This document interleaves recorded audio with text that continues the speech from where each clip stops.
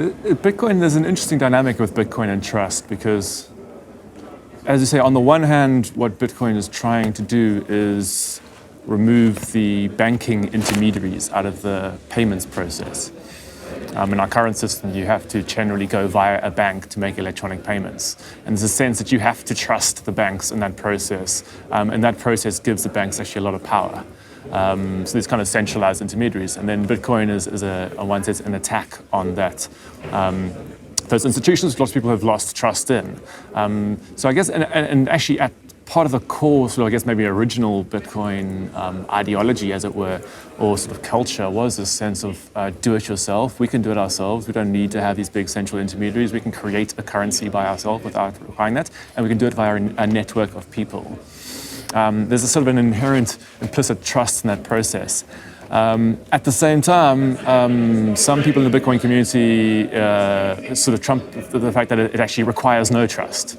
It's supposed to be these kind of anonymous transactions between people who you don't have to know the person, and it's kind of so there's a sort of a sort of slightly uneasy balance between what type of trust you're referring to. So it's true it's an attack on people not trusting the banks, but there's also this kind of like slightly atomized feel to it, which is quite different to, for example, if you look at sharing economy exchange systems, like the time banking systems, like your local currencies, which sort of revel in the fact that people are going to actually meet each other whilst they're actually exchanging and creating the currency. So I say yes and no. It does, but it also places a lot more personal responsibility on people. Bitcoin does, which kind of sort of implicitly says we trust the community to uphold it.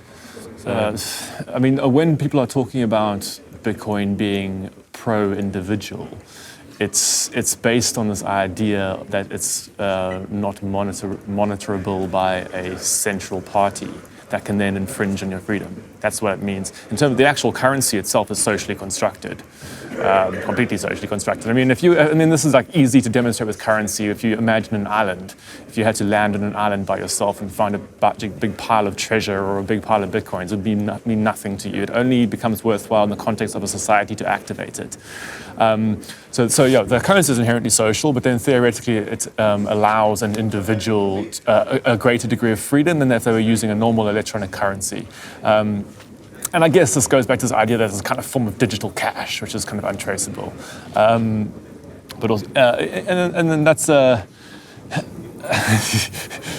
guess going back to the point I was making about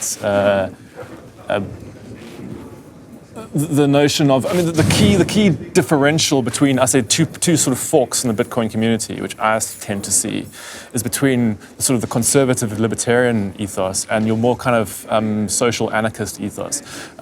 Maybe a kind of a crude way of making this distinction is that your conservative libertarian impulse is always about preserving individual liberty, but without a commitment to equality at the same time. Whereas your anarchist type impulse is a commitment to liberty, but also a commitment to equality, which is basically another way of saying we want people to have liberty, but also the ability to act on that freedom.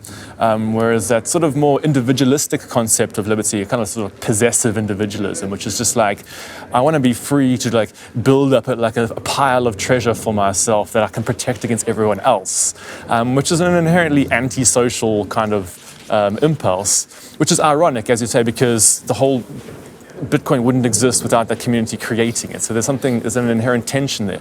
Your kind of sort of a holistic philosophy of Bitcoin would be we collectively create this currency ourselves as a network of people, but then we also actually have some form of respect for each other and some form of caring for each other. That would actually be more like an anarchist version of what it could be. So I'm kind of always hoping it goes that way, rather than goes towards this very possessive form of like a squirrel's trying to hoard little golden nuts, or little kind of like electronic nuts, kind of hold and hoard away, and that's kind of like a bit pointless,